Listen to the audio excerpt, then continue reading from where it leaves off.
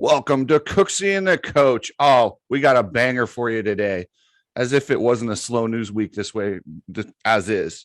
We got former RCH team manager of some sort, Plano Honda team manager, the mechanic for Brian Deegan and Triple X when he won, Hart and Huntington team manager and founder of the original Hart and Huntington motocross team, and industry insider, Kenny Watson. What's up, my man?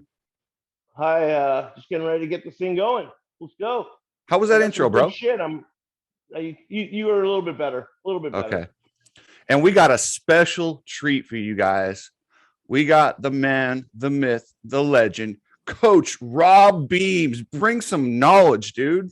How you doing, guys? Thanks so much for having me. It's a pleasure. Dude, are you kidding? We've been trying to get you back here forever. You want to update people on what's going on with you at all? I'd like to stay away from the politics of the double vaccination, but it absolutely smoked me and still struggling with it, to be honest with you. Just for those people that have followed us since day one, where I said I would never take the vaccination, I had to, because I have a 2-month tour in the UK where I have a bunch of speaking engagements and some performance camps. So had to get it done, and literally it cleaned my clock. Even today, Michaela and we did a 2-hour run, and if my heart rate gets about 138 to 140, man, I spoke to you and Hopper about this. You know, when you siphon gas and you get that vapor burn in your lungs, that's exactly what it feels like when I get to about 140 on the heart rate. Doesn't matter if I'm swimming, cycling, running, whatever. So it's not something I wish on anybody. Everybody's got their challenges. I don't, by no means do I think it's a, class act problem, but it's been a real burden for sure. And it's like I said to you and to all the listeners, just taking some time off, literally sleeping 12 hours a day, and it's still kicking my tail end. So, but it's good to be back, especially after a night of racing like tonight. I'm very excited to talk about it. That was great. And we will get into the racing. We got a couple of awesome things to talk about first.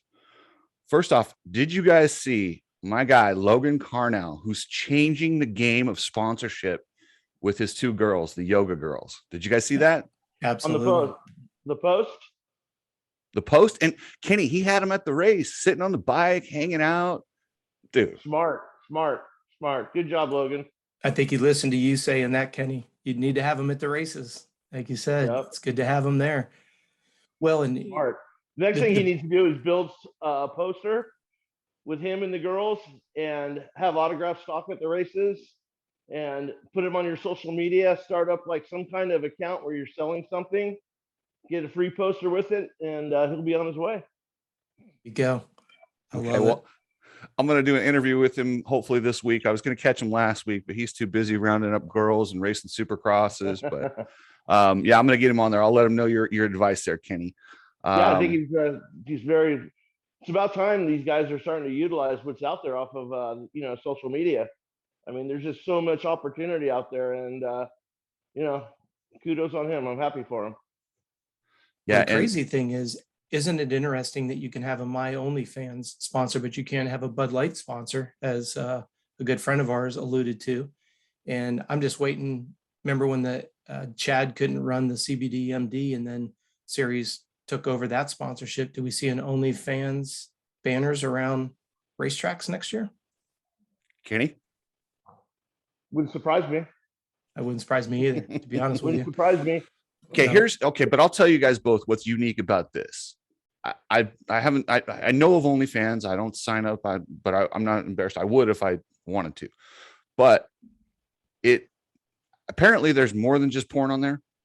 Apparently it's allowed. It's like Instagram. They call it Instagram with rating, like behind a paywall, so they can put whatever they want. Not all of it's necessarily porn. My question is, how soon before the goody 2 shoes start freaking out about this? What do you think, Kenny? I don't think they're going to start freaking out until it's affecting their wallet. People don't even give a shit until it's money they could be making or money out of their pocket. I don't think they'll do anything. If one of those 2 things happen, something will happen. I don't think someone's just going to cross the line for ego or pride and say, "Oh, you can't do that." You know what I mean? Yeah. That's my opinion. What about you, Coach? Yeah, I would have to agree 100%. Take it one step further. The big question is how much money is he getting? And then when that word gets out, that's going to be right to Kenny's point. It's like, wait a second, am I leaving X amount of dollars? Let's say it's 10 grand a month or whatever the number may be collectively. Someone's thinking, and all we can do is use CBDMD as an example of it. You know, it's like, wait a second, Chad got how much? I mean, think about it. Chad had to come out with duct tape on his helmet. And literally it was in banners surrounding the track the next year. And yet nobody in the industry wants to talk about it. It just, those things just miraculously happen. Same thing with Dean, right? When he had what's that guy's name, Chris? Dan Blazarian. Yeah, his CBD company. And dude, they shut him down. He was the first one to get shut down because they said he sold, it was more than just CBD. So that's why Chad thought it would be fine. And then they booted Chad. They always find, like, you could go to the rule book and it'll say in there, it won't say no CBD, but it'll say no, you know, like a marijuana store or something like that. And then you could go out and get CBD and then they'll change the rule right there. And they'll say, well, it's in there. But if you go to the back of the rule book, have you ever looked at the last paragraph on the rule book? Yeah. You should read it because it says we have the right to change the rules at any second we want. Literally, that's been the running joke. Coach and I have been talking about it forever. Davey Coombs himself literally told me it is a guideline book. It is not a rule book. It is a guideline book. We use those to have a baseline to what we decide at the races, but it's all decided at the races. Yeah, I mean, I'm not going to get into all that, but I just know, like, I've been into it with Feld a few times, and I've always come out on top of what they were bitching at me about.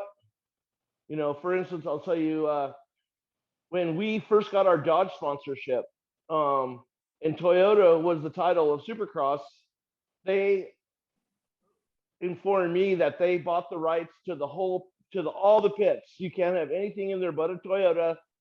It can't be in your footprint. If you're going to put it, it has to be under your tent, or it can't be on the footprint outside the truck anywhere. So I said, okay. So I went and I got it and I pulled it up on the lift gate and I pulled it 6 inches off the ground. I remember this. and Feld came by and they're all, dude, we told you to move that car. I go, it's not on the ground. It's in the truck. It's on the truck. There's nothing. He goes, all right, we got to go back. We'll look into that one. So, but we got to wait for it that day. But it's just, I mean, it's harsh because I think that, you know, getting back to, you know, the deal with them getting money from the kid, I think that the deal is that they have a sales division and then they got the guys at the race. No communication at all. Okay. But once they'll say, okay, we got to talk to our sales guys.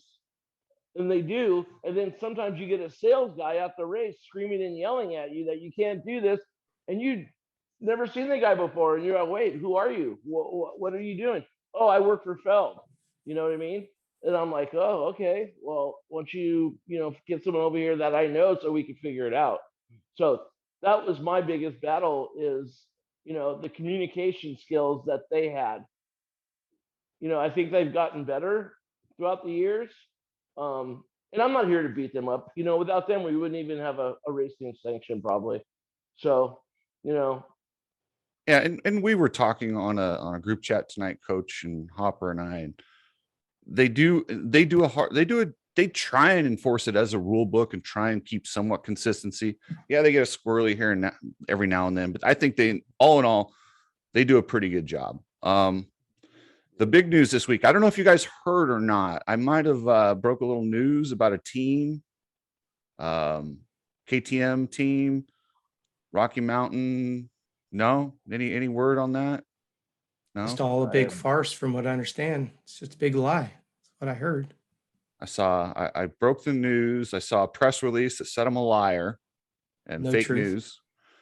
And then I saw what I reported come true. Does that mean? I don't know, man. That was interesting stuff. Wait, so did the riders even show up there and then they decided not to ride, or what happened? okay, well, my source hit me up and they told me the riders were debating whether they even got on the plane. From what I was also told. So when they got there, I actually advised that they ride and put on an audition to see if they can get a job somewhere else. But apparently these guys were pretty mad, the team. And then I don't know if the press release that he sent out about me spurred it or what, but they just had enough. They're like, listen, we're done. And they just walked out. And they're like, to the point where Forrest was he was walking through the pits trying to get people to ride the bike. Oh, so Forrest was there. That's what I was told. I'm glad. Well, for his defense, I'm glad he showed up and showed face, Yeah, and like I said, I don't know what's going on with Forrest, nor am I going to speculate, but I personally have been through some hard times and I know what they look like, and it looks like that. So I'm going to lay off that guy. Yeah, let him, unless he reaches out, and, I'm always there for people that have been in that situation, if he's fighting any kind of depression or addiction, and dude, I definitely, I've talked about it in the past, but when my whole program, my deal at RCH came to an end, I was in really bad shape, addiction wise, and what happened was I was taking drugs not to feel the pain, but once I took the drugs to not feel the pain, it threw me into a whirl of depression that I've never had before. And getting off of those and then fighting the depression, man, it sucked. And and I'm not afraid to sit here and say it. There's just too many people out there in our world that fight that disease. And if I can help anyone, I'm here. I'm not hard to get a hold of. I'm not hard to find. And it sucks. It's a bad deal. And we were talking earlier, about the gentleman that took his life. Yeah, Scotty Stewart. Yeah, Scotty. Where was he? Was he from up north, like Washington or Portland, or where was he from? I thought he was a California guy, if I'm not mistaken, but don't hold me to that. I only read what little bit I could find on the internet. Post has a picture and it says Saratoga, California, wherever that is. Okay. Yeah, that's up northern Cal. Yeah. Okay. Just thoughts and prayers to his family and friends. And, like we were talking about earlier, the idea that he sent essentially a goodbye letter to his friend and then said, hey, post this after midnight, tells you, and he says it in his goodbye letter that, he's in good headspace, but this is just his choice and this is the direction he wants to go. It's just, and he even puts it in his letter. He knows it's going to be hard for those left behind. And I just can't, my thoughts and prayers just go out to the families. And like you say, Kenny, anybody that's going through that, we may question a lot of things that are done in the sport, not because we're trying to be vindictive towards anything, just asking for clarification and we want change. But, for somebody that's going through that, like you said, reach out, someone, please get help. Yeah. So a lot of people, what Coach just said, so you guys understand, this gentleman was in a wheelchair for 26 years. Is that what it was? It wasn't like he was just having a bad day. This guy's been fighting pain and depression, and he has had a long fight. So when he says he was with a clean headspace, I would have to say, okay, I understand. It's not something on a whim that he took a handful of pills and said, you know what, I'm over it. So yeah. I don't want people to start saying, oh, he was selfish. I think there's a time, I really do believe that there's a time when people do that, or, get out of it because, they're tired of hurting. And that's one of them, is like, you don't know the person's situation. I always say, you don't know that person in front of you in the grocery store problems. He might look like he has the world by his balls, but you don't know what's going on upstairs, so, as long as you stay in your own mind space and stay in your lane. That's what Hart used to tell me. Just stay in your lane. You stay in your lane, you're going to be fine. Don't get in other people's way. And, and I try to do that today. So doing that, staying in my lanes means reaching out, helping other people if it's a problem. I have no problem doing that. Absolutely. Well said, Kenny. Yeah, good man. Okay. Any questions or any? I probably beat that to death with the whole, like, we all. So let's put it to bed. What's the final verdict? Let's throw the dirt on top of it and move on. So the team's done. The the title sponsor pulled out, the partner left. From what I hear, Rocky Mountain will continue to be in the sport. I would imagine, and I also heard rumors that that partner of his that owned the 83 compound, there's a possibility he may be starting his own team with Max Anstey as his rider. I don't know how all that'll happen. I don't know any details. I mean, obviously this stuff's all just, it's very, very fluid right now, but I don't see Forrest and that team picking up anything else. I mean, you don't have any riders. I don't know how you get another title sponsor and make it happen. So that I'm bummed for that. And there's a lot of people that lost their jobs and that sucks. So, but that's it. Yeah. It's just a bad thing because, I mean, I've known people that ridden for Forrest and worked for him. And I know it's been kind of, iffy for a long time there. You know what I mean? It's never been, really, really smooth sailing all the time. So, eventually it had to happen and it happened. And, I feel bad for Forrest. I feel bad for his brothers. I feel bad for all the hard work he puts into it. But you know what? At the end of the day, it's going to be okay. It's just dirt bike racing. It's not like, you lost a family member. It's not like you're dying with cancer. It's nothing like that. And as I understand it, I might be wrong, this wasn't his real 9 to 5. You know what I mean? He sold insurance or did something like that. I thought, I might be wrong, but I know that's his family business. So, or his mom's a flight attendant for Delta. That's right. That's right. But I know that, Forrest will be all right. He has some good, he has a kid that's a really good football player, a quarterback down there in Florida. So let's keep our eye out for that kid. There you go. And how cool it'd be if, and I apologize, I know the last name is Lane. If he does start a new team with Max, we got a new team coming back in. We have Beta coming in next year. So something good comes out of everything. Like you say, hopefully for personal health and well-being. If the sport comes back, we get another team, it's healthy, and then to see Beta come in next year would be great. We've got a lot of musical chairs. Not so much this year. I mean, I think Eli's the big question mark for what's going to happen at the end of the season, but well, I guess Sexton as well, but it's really next year that we have to take a look at because almost every one of the riders, their 450 deals are up.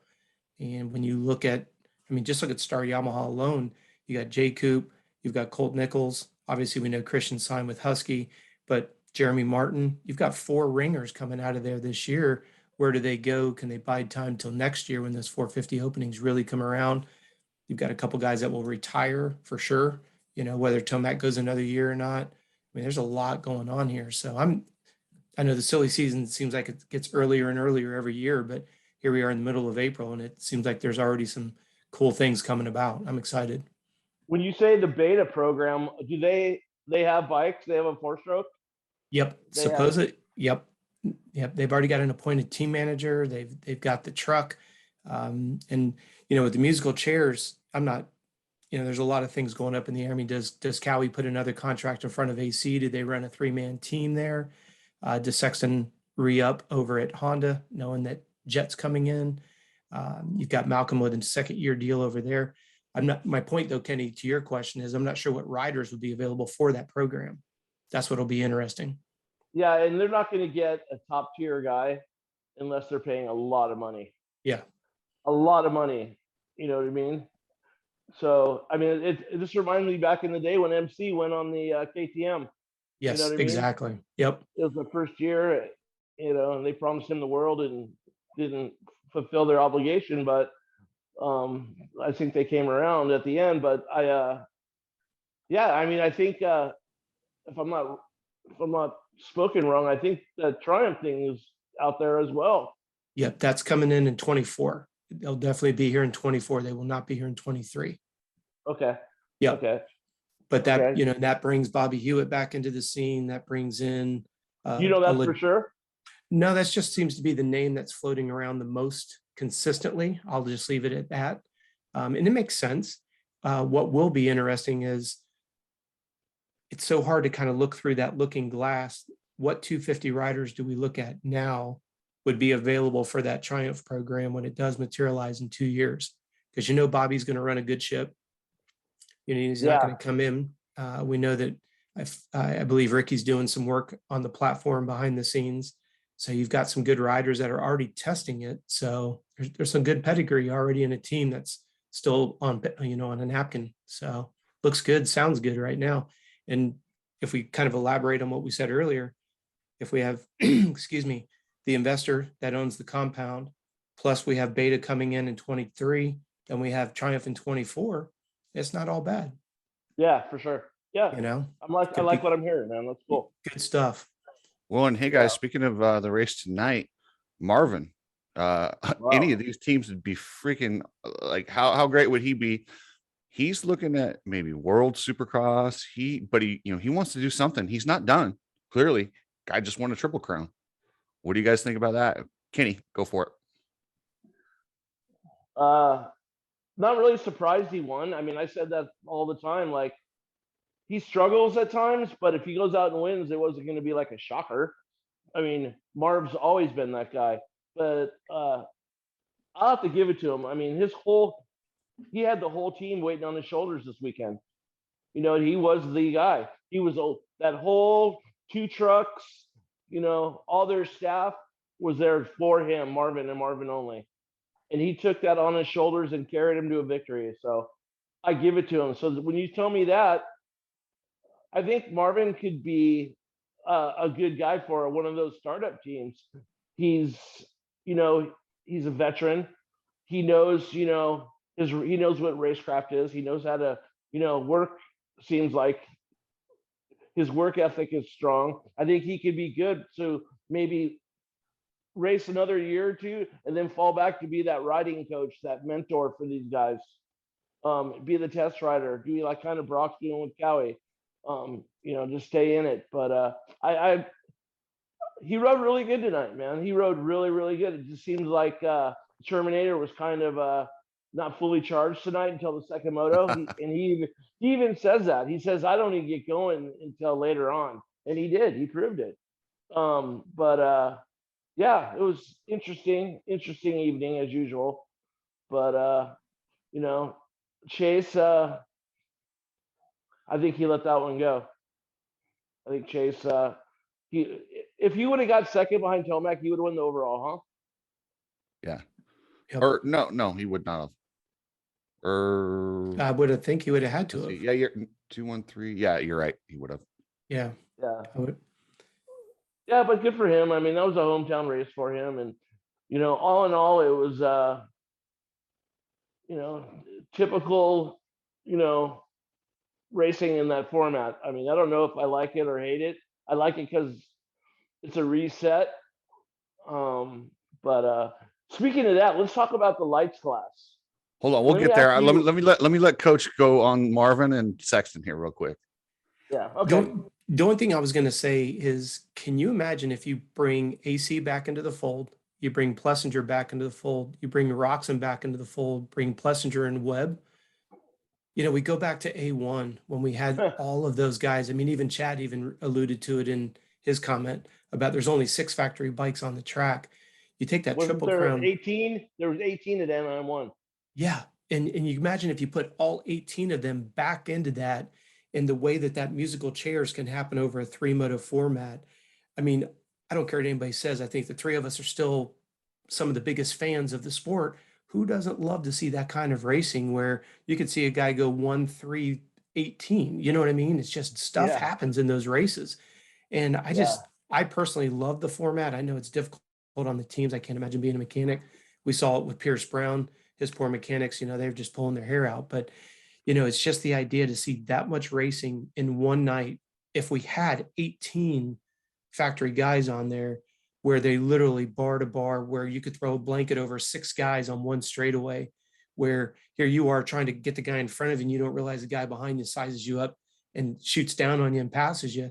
You're like, damn, I just went from, 3rd to 6th in 1 turn and a half a straightaway. That's what I would have missed. I would have loved to have seen that tonight I think we all heard a few times that the dirt was pretty good. So if the dirt was that good and we had that kind of depth, all I kept thinking was, man, if we only had Webb and Plessinger and Sexton and AC back out there, man, that would have been really, really cool to see. And Forrest's team. I mean, he has some good riders. Absolutely. Yeah. I mean, look at McElrath. I mean, Yeah. Yeah, I mean, McElrath is McElrath, getting, Savatgy, you know, yeah, Anstey, there's 3 guys right there that you could add to that list. Like I there said, you there was go. like 18 guys on the line, 18 And factory bikes. and how many hole shots did some McElrath get? If I'm not mistaken, he No, whole shot like 2 or 3 main events, and he's whole shot a Felt couple it felt like qualifiers. everyone. Yeah. yeah, And so it's just amazing to your point that, yeah, I mean, how incredible would that racing have been? That's all I kept thinking about tonight, because you saw people I liked a couple of the corners were really wide, almost like a Talladega night first turn, when they yeah, come in, you could hug that hard inside, but you could go inside lane 1, way outside lane 3. But then you had 40 different, you could flat track that middle of it and change everything up. So that's all I was thinking about with tonight. Props on Marv. I do have to agree with Kenny. I thought Chase let this one slip out of his hands. I was really surprised, and then not really, that he checked up and let Barsha go. I thought he would give him a little bit more of a fight, but then, like I said, I understand, because then a lap later, he went around him cleanly and then put 3 seconds on him and won straightaway. So is that showing a little bit more of wisdom on behalf of Sexton? I would say, yeah. You don't want to, yeah. why pick the fight? Exactly. It's just like Jet showing his maturity, running into the back end of whoever, Jace Owens. That was just because Jace got a little bit, sideways. But again, it wasn't like Jace was riding out of control. He just, on that last whoop, just kicks to unfortunately, the right, and there sits Jet. So thank goodness. Did you see that foot peg go tear his ass apart? Oof, that could have been a lot worse. Kenny, Hey, what happened to Dino? Because they were working on him over there, like in between the things, and they same thing. I don't know if he had something with his ass or what, but they were working on his backside, and Yeah. I seen like the 8-inch little gauze pads, and they were all just like grabbing him. Yeah, I don't know. I reached out to some people on the ground, and they still didn't have anything. And then we saw Daniel went over to the rig and still didn't have anything. So that's never a good sign. Not that we're overreacting, but if the rig can't tell Daniel what's going on, 8-10 minutes afterwards, I mean, my goodness, they had to I don't know. Just that. I'm sorry. I was thinking the red flag, but that was 250s. I should have texted my roommate. I was going to say, you got a line right there. Yeah. No worries. Anything else on the 450s before we hit the 250s? The 250s were good tonight. Yeah, I just hope Malcolm's leg's not screwed up. I mean, the way that, if you looked at it in slow motion, the way he put that leg out, that could have been a really bad knee injury right there. So I was glad to see him walk back. I was glad to see him get out there. Why did he go out and ride a little bit? Do you think he was testing his leg? I would have to concur. Yeah, I would have to concur with Daniel, where he's like, he's going to see if he's going to favor that whenever he puts pressure on it. And even Daniel said it doesn't even look like he is favoring it. And then, of course, for us to see him line up for the third moto, I know some people disagree that he shouldn't be out there 3 laps down, but I think he was definitely smart to see, because you could go back into the pits and doubt yourself right out of anything. Yeah. Yeah. I mean, it just shows you how strong Malcolm is. Yes. You know what I mean? And, typically in a main event, 3 laps down, I say get off the track. But there's a third race. You got to go out there and check or test or see if you got it.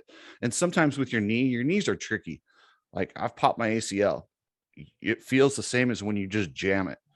But then you go and ride, and you can tell there's an instability when the ACL is gone versus when you just jammed it. And he was probably, in my mind, I thought he was just checking to make sure that didn't happen. Yeah. So good call. How about RJ Hampshire? Okay. If you watched him on the podium and you didn't actually feel something for that kid, you don't have a heart, man. Kenny, what did you think when you saw RJ do that? I mean, I don't know if I just been out of the loop with RJ's career, but man, I didn't know that he's never won a main. If you would asked me that before and had a gun to my head, I would have said, hell yeah, he's won a main.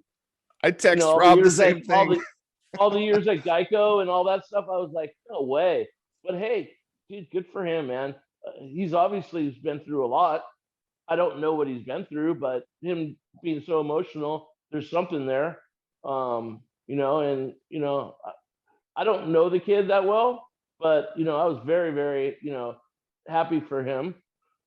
And yeah, I don't want to say he gifted into it, because he really didn't. I mean, he was just consistent. and consistency won that race for him. Well, You know, he wasn't maybe the fastest guy on the track, but he was definitely the most consistent. what's that thing your guy Carmichael always says? Like, you know, it's not bad luck that you got a bad start and got hit by a guy in the middle of the track, right? That's still your fault. True. So, Coach, what was going through your mind? Just in line with what Kenny was saying right there, I was completely blown away to think that he didn't have that first win. The very first thought that I had was, does this spark something in Hampshire that we start to see a steamroll? We know he's fast. We've seen him outdoors, lead races. Yes, we can all concur the same thing. Let's not overstate the obvious. Spends a lot of time on the ground. Okay, we get that. We understand that. But when you see somebody that's able to kind of piece all that together, and you start to see that momentum shift, I think this could be a very big turning point for RJ tonight. And good on him and his career and the guys at Husky and everybody that's been invested for years. We saw that emotion on the sleeve. He's got a young family. Obviously, we want the best for all of them. But that's what I took away is, if this doesn't, you know, we know that he's already got a fire in the belly, because most of the time we're saying, hey, if he just pulled it down a notch, he could finish everything super strong. I think this might be an interesting flip of the switch that we might see the RJ that we all know he's capable of. Yeah, I just hope Coach, I just hope he takes that and pulls some wisdom out of it and doesn't try to click it to a next gear and just disintegrate himself. I just hope that he learned, you know, where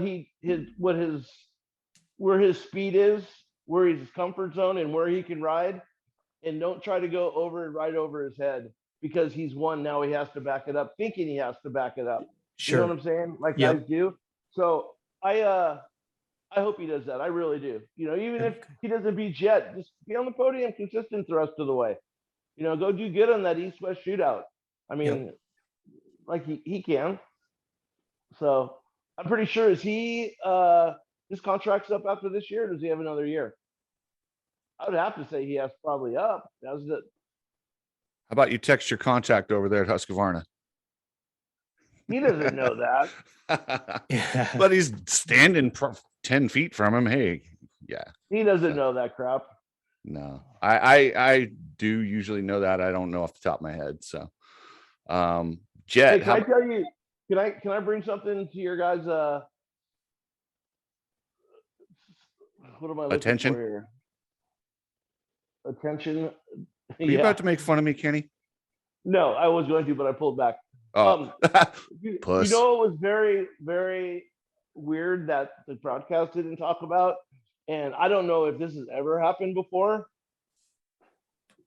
The Pro Circuit truck was not there. There was not one word mentioned that I heard of Pro Circuit not being there. Well, they talked about McAdoo. They talk about McAdoo, yeah, but I thought that was, for a factory team not to have nobody there. That's kind of, I don't know. Well, that happened quite a bit back in your era, remember? Like, yeah, but they always put somebody on there. They'd give like a privateer a chance to ride the bike or do something, you know. I just thought that was kind of weird myself, and I was just like, no one said one word about it, and I was like, well, maybe they don't want you because of Monster, you know, made it look bobo. I don't know. I was just bringing it up to you guys to ask you guys what you thought about that. Huh. That's a good question. I didn't even think of that off the top of my head. I know they talked about McAdoo, and he hurt his collarbone. I would think, again, Mitch has put guys on there. I mean, he put that one kid on there that actually got a podium that was on the Legends and Heroes team. What's that? Yeah, he didn't do the same thing with Darcy Lange back in the day? I think so. Yeah. Tyler Bowers. Yeah, that's exactly right. Yeah. Yep. Huh. I mean, because I know there's some of those dudes that aren't going to ride Supercross anymore this year. You know, like Jet Reynolds and, you know. Maker. Yeah. And who knows, you know, what McAdoo is going to do. Why would they even put him out there and not, you know, get him healthy? He's already done with the championship. I mean, who knows? I'm not, you know, Mitch Payton, but with how much these guys are getting hurt, why even go race? Like, start a new series healthy. you know, but you have contracts, and your contracts say your guys need to be on the track.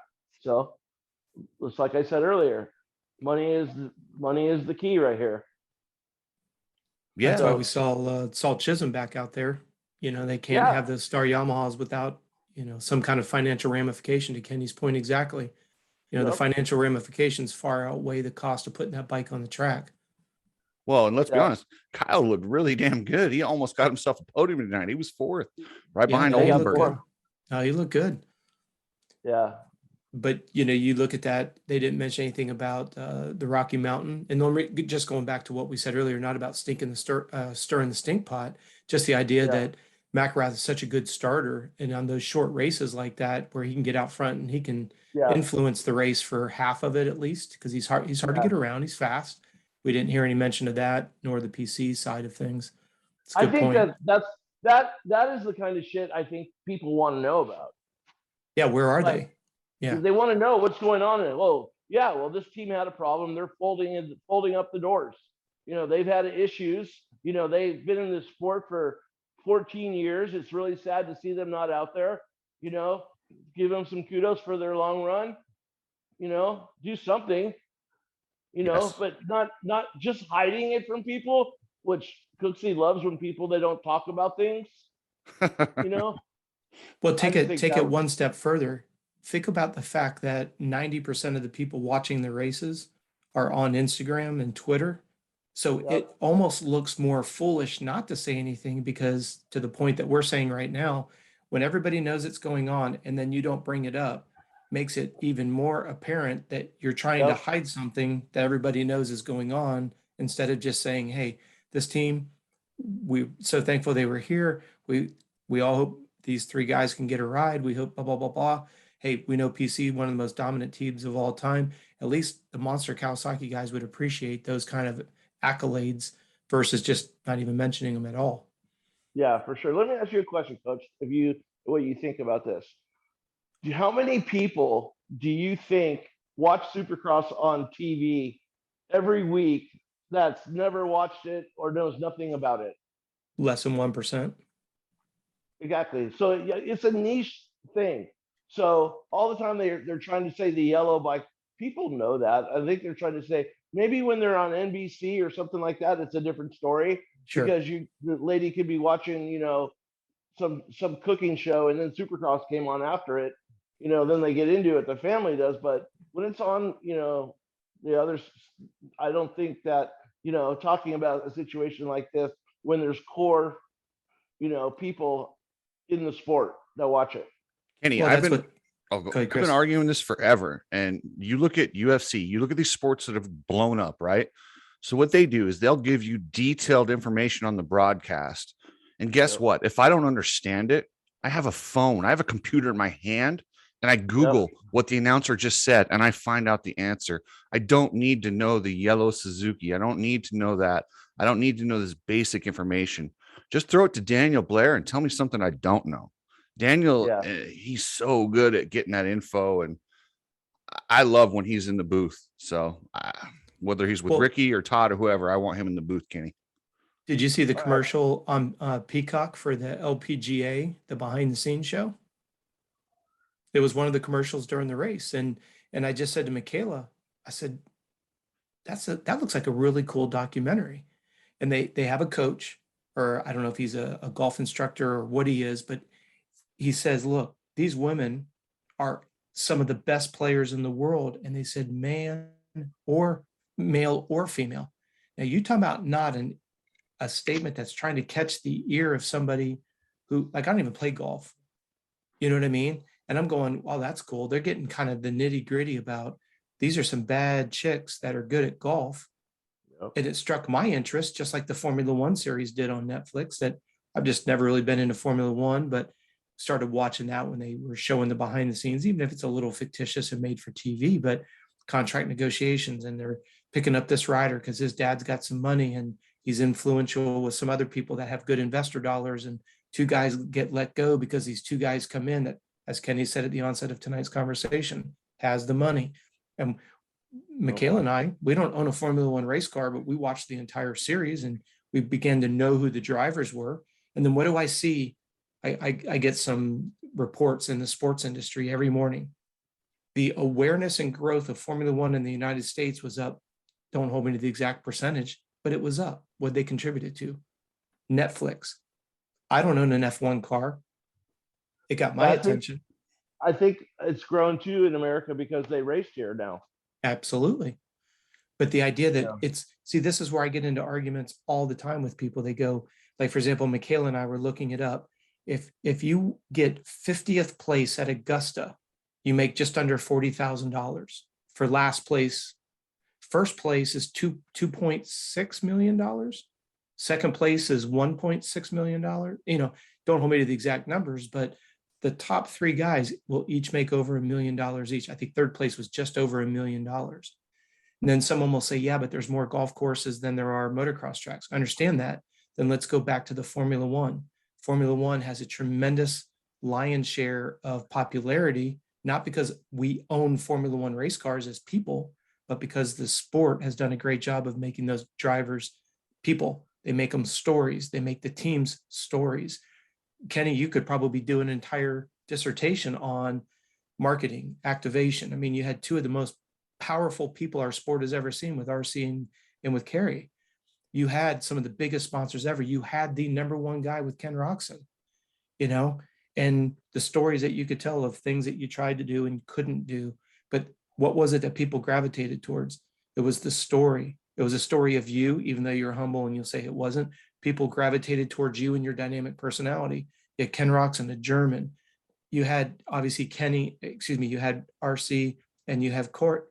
You put all those together, what did you have? You had personalities. Yeah, you're winning races, but what was it? It was personalities. Yeah. And that's what is still dumbfounding to me, going back to what you said earlier. Oh, you can't have a Dodge car on property.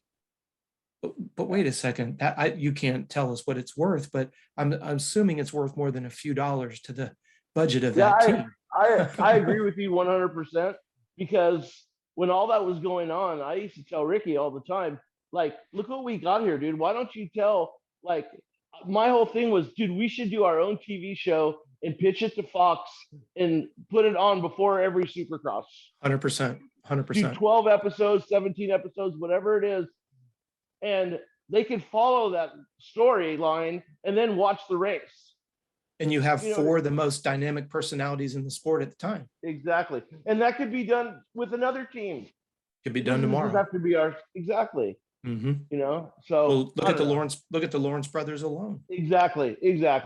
Perfect example. Those guys, they're all going to be very, very well off here in the next 3 to 5 years. And the thing here's the thing that cracks me up.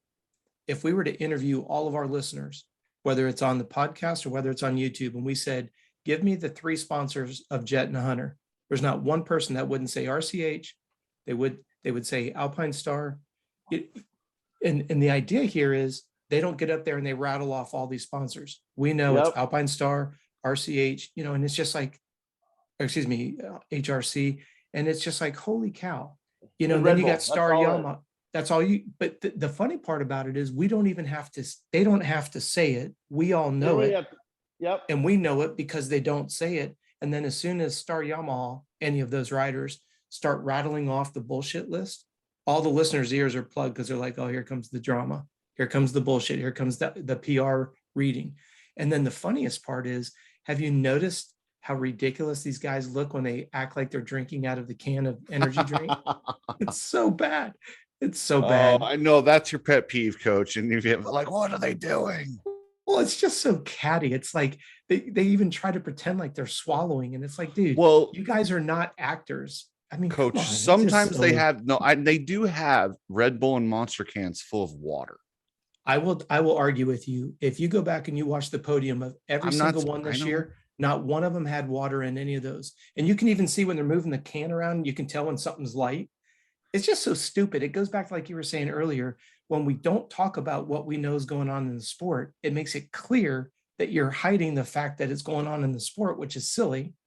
And then the idea that you're out there telling these guys that they must rattle off these 37 sponsors, when the average, to Kenny's point earlier, these diehard fans, we know who sponsors Star Yamaha. We know who's behind each one of these teams. And I still have to go off of Jet and Hunter, whether it's Lucas and him doing a kick-ass job.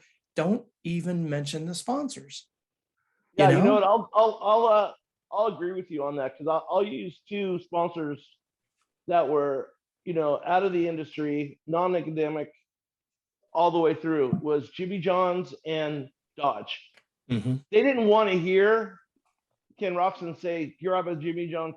They wanted to visually see logos on his body when he was on the podium. Okay, that's what our biggest problem was, and that's how we lost our deal. Feld moved that shot up to the shoulders, not the full length shot. So that was our beef, and that was the beef of the owner of Jimmy John's. He didn't say, "Hey, congratulations, you guys won last night." He's on the phone texting Carrie at 3 a.m, pissed off, saying, "Hey, dude, what the hell? I want to see my logos." So I'm sure that they would, those three banger sponsors that fund Star Racing just saw their logos. If it was a Monster, a Yamaha, and whatever, Thor, and they just had those big logos, they'd be stoked, and then they could show some personality. I think Dylan has personality for being a French dude. He does. He has a little bit of that going on. You're saying more of Eli Tomac than ever lately, and I don't see him reading off that list. He's a veteran. That's right. I don't think he, even says anything. But, I think that his demeanor at him on the podium this year is way better than it's ever been.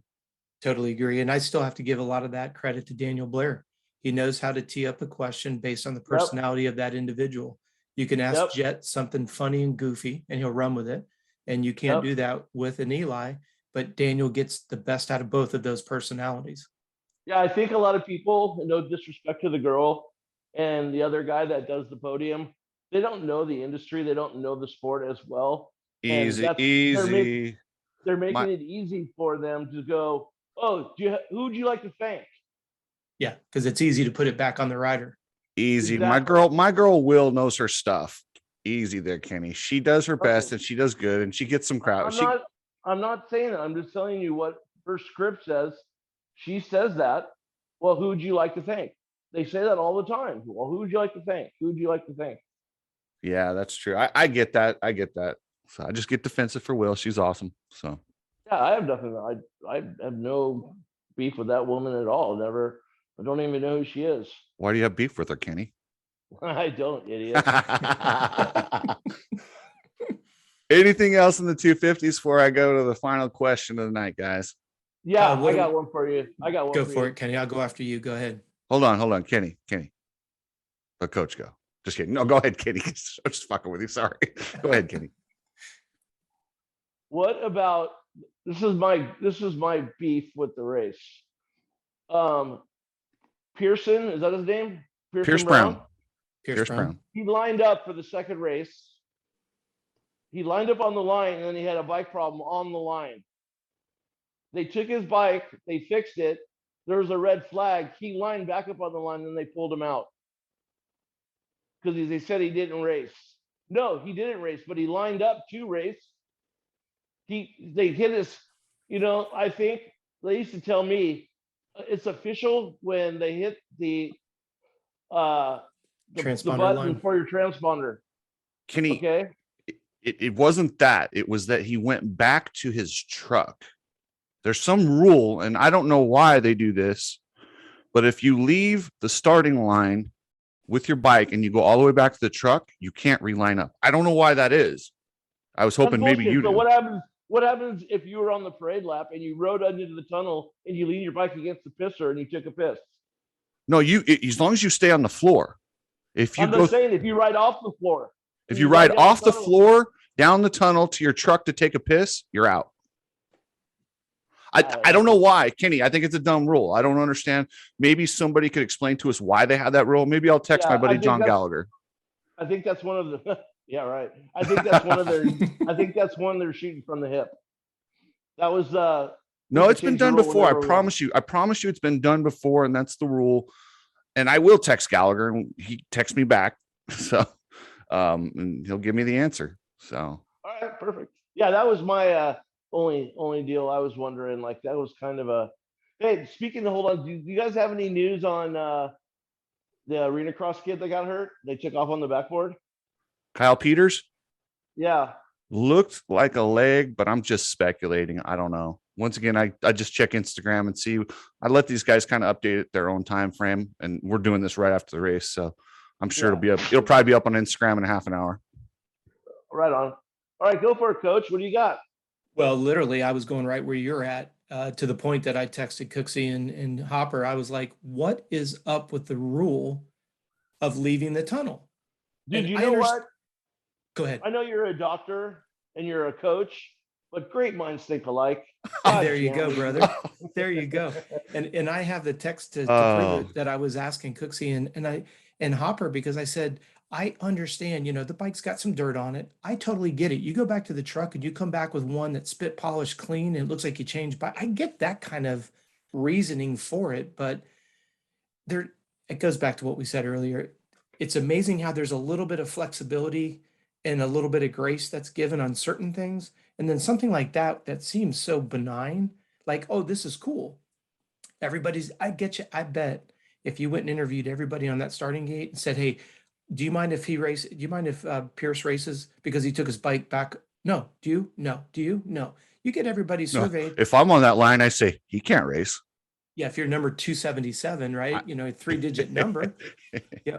But to the point of, and Michaela, because I was texting Chris and Hopper about it, I'm like, this just is another thing that baffles me when people who aren't even in the sport make rules that have absolutely no application. And then I just feel bad for TLD because they have sponsors and they couldn't get the bike on the track. Was that their only rider this weekend? That's the only one that that was the only one that I saw out there. Well, Barsha. Wow. Oh, Barsha. Yeah. But in that 250 class, you're paying to have that out there. And again, it's not like you blatantly broke a significant rule that was a game changer. It was like, look, unfortunately, there was an injury. It falls in that 3-lap minimum.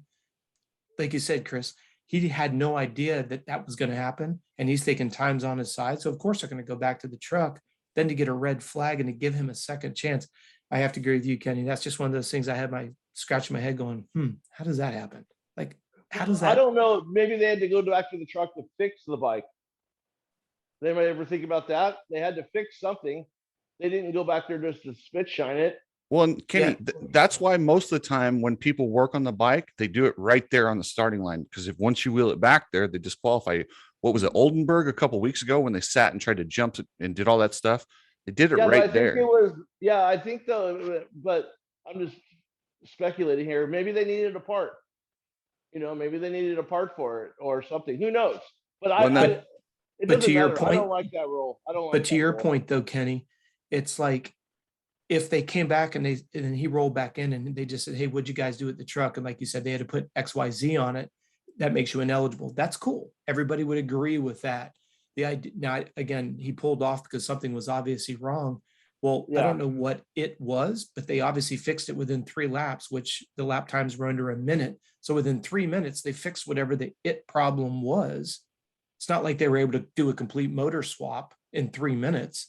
In any other sport, in NASCAR, truck racing, you would know what the problem is with the car. Exactly. Or the truck. Exactly. And they would tell you, and I'm not saying it's Daniel's fault.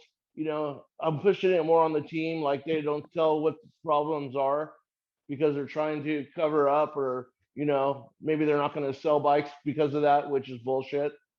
Kenny, we got into an argument a couple weeks ago because I said Marchbanks was okay to say what happened, and you said he shouldn't say anything. And now you're going back on that?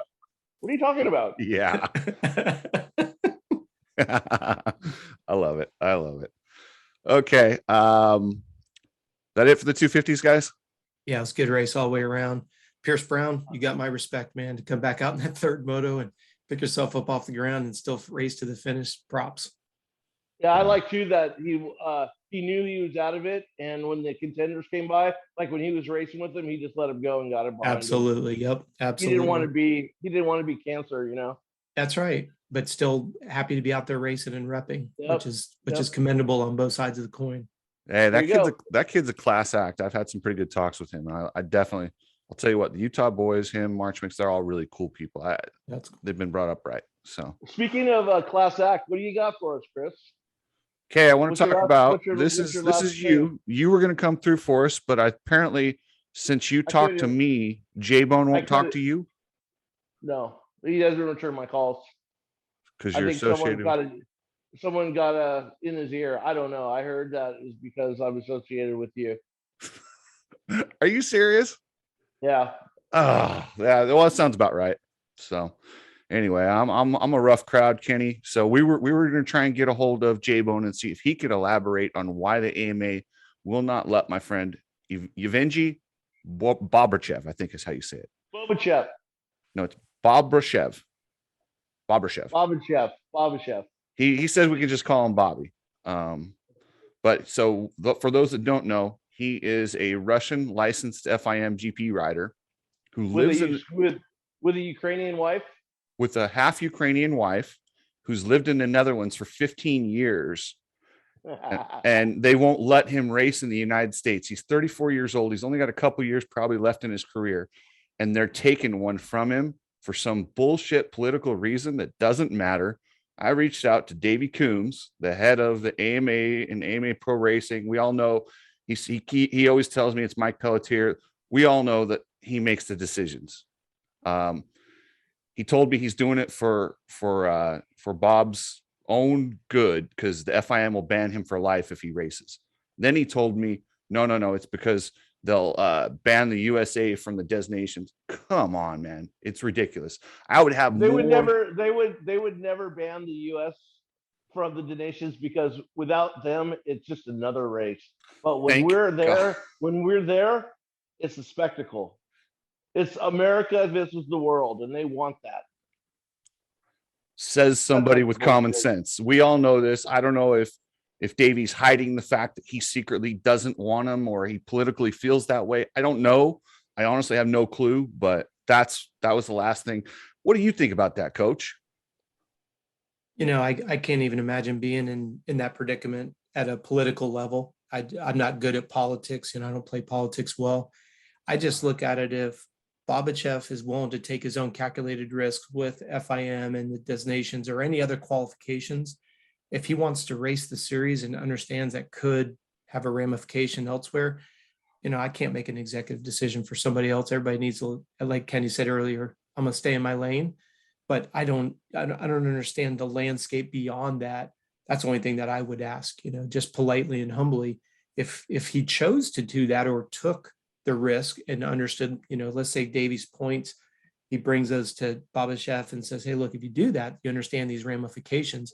I think it would be cool, that if Davey said, look, if you do this, you are going to cut your own throat. Do you realize that? And then if Bobachev chose not to, but I don't know that opportunity is going to be there. Like I said, I don't understand the landscape well enough. I've been in communication and that's not been the case. He's wanting to take that risk and Davey won't let him. Okay. You know what I think though? I think it's like going back to why we all started riding motorcycles in the first place.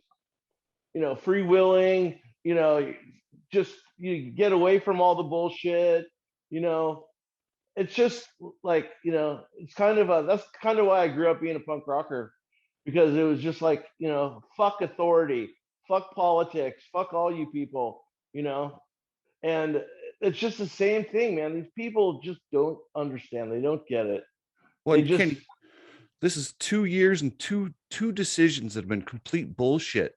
The way they fucked over Langston for the vaccine, and now this, like, what is this, MX Sports, or is this like a political party?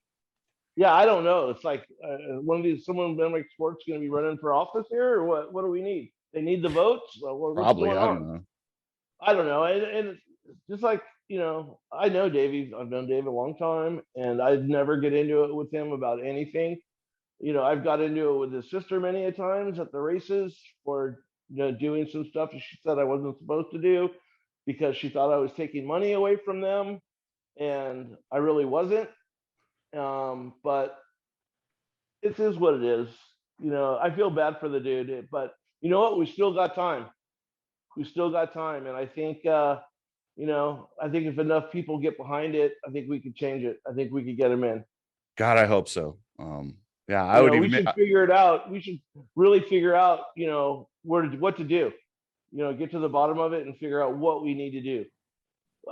Legally, I don't think you can do that legally. I mean, legally, can he just say you can't race because you're Russian? Like, take it to the mainstream.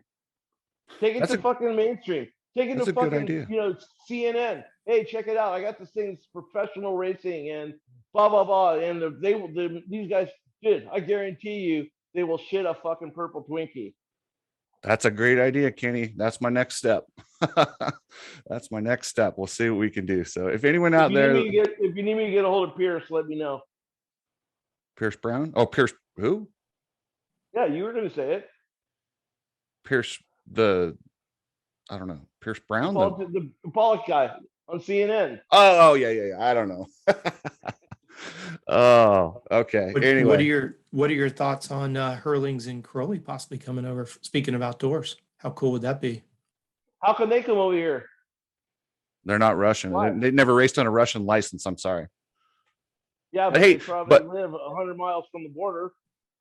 well, yeah, and Hurlings lives in the Netherlands, the same place that Bobrachev lives. Yeah. So, yeah.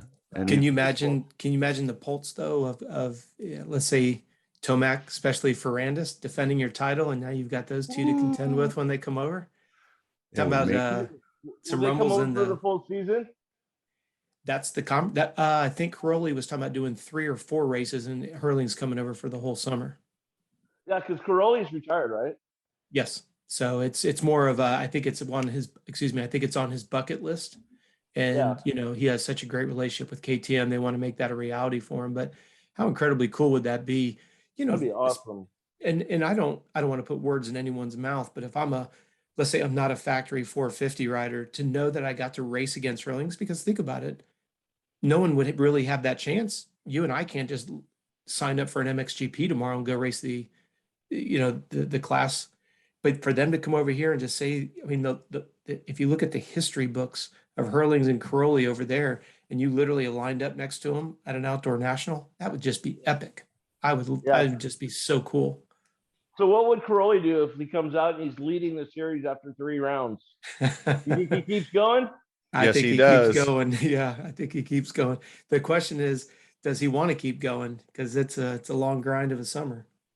Yeah. Yeah, just like back in the day when Ricky said, "I'm done after this," and he walked away leading both series. He almost Supercross. came back though, but if he didn't have a NASCAR contract, because they had his bike ready, I think at Unadilla, and he raced the car race, and then I think the team was like, "Please don't do Dude, this." believe me, that's when I was hanging tough with RC. Yeah. Dude, all that guy wanted to do was get drunk and go sit on his boat in Destin in those days. That's it. When it was over, it was over. A man of his word. Many, A gotta man of his respect word. that. Many A man of his word. But what I love about Ricky is he's always been a man of his word. You've dealt with him at a business level. I've only dealt with him, you know. I remember, this is funny. I remember after he retired, it was 2012. And what was the year Villapoto went to, was it Europe? 2012 when he went to Europe, or 11, 12? Well, Monster wanted Ricky to ride in the U.S. under Cowie because they didn't have anybody. And I remember I was at the house, and Ursula and Ricky were still married, and she said, how much are they going to pay you? He said 2. She said, nope, for 4 you will. And he told him, and they're like, nope. Oh, I wish they would have. That would have been so cool.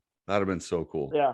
So, Coach, it's got to be late where you're at, man. So, where can people find you?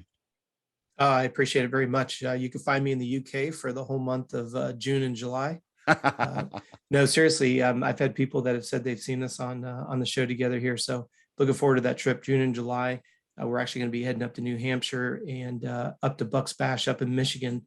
I've got 2 camps this month coming up. But yeah, you can find us at CompleteRacingSolutions.com. And then on Instagram, same thing, at Complete Racing Solutions. At Complete Racing Solutions. Sorry about that. So it's good to be back, man. I appreciate letting me drop in when I can. Like I said, it's always a pleasure to be with you guys, and especially with the Watson himself. He has no idea, and I'm not saying this because we're on the show together with him, but I remember the first time I got a chance to see Kenny was on the Triple X team at Orlando. And I just remember he's got such a dynamic personality. So to be sitting here bench racing with him tonight is a true honor. It's a pleasure, Kenny. Oh, dude. Thanks, Coach. Absolutely. I like at least I can talk to someone with a little bit of knowledge, man. Okay, well let me tell a little Kenny story, since your booth, like, his head won't even fit in the screen anymore. I don't know if you remember, Kenny. I met you about 7 times before you actually remembered me. I remember going, "Oh, yeah, I know Kenny." He doesn't remember people me. that I want to. Sounds about right. Awesome. Anything you want to plug, Kenny? Where can people find you? What are you up to, brother? Dude, I'm out here on Menifee, and you can find me on Coach Cooksey and the Coach. We're Cooksey and the Coach over. Weekly.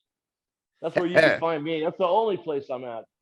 Well, I appreciate you filling my shoes, buddy. I really do. To fill, man. No, you're doing it. I had to put newspaper in the back of them to fill them. So you're doing a great job, and thank you for bringing your perspective and no bullshit perspective. Hey, Coach, are you friends with Kenneth Jones?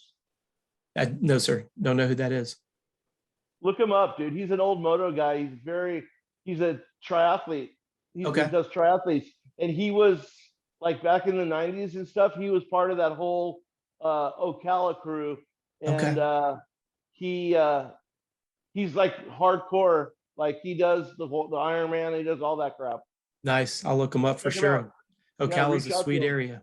Ocala's reach out to him. If you talk to him, tell him that I told you about him, and he'll start laughing. I definitely will.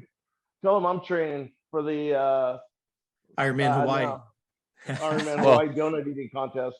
On a side note, have you finally reached out to Coach and got a little bit of a training program, Kenny? No, but I was going to talk to him about it off air.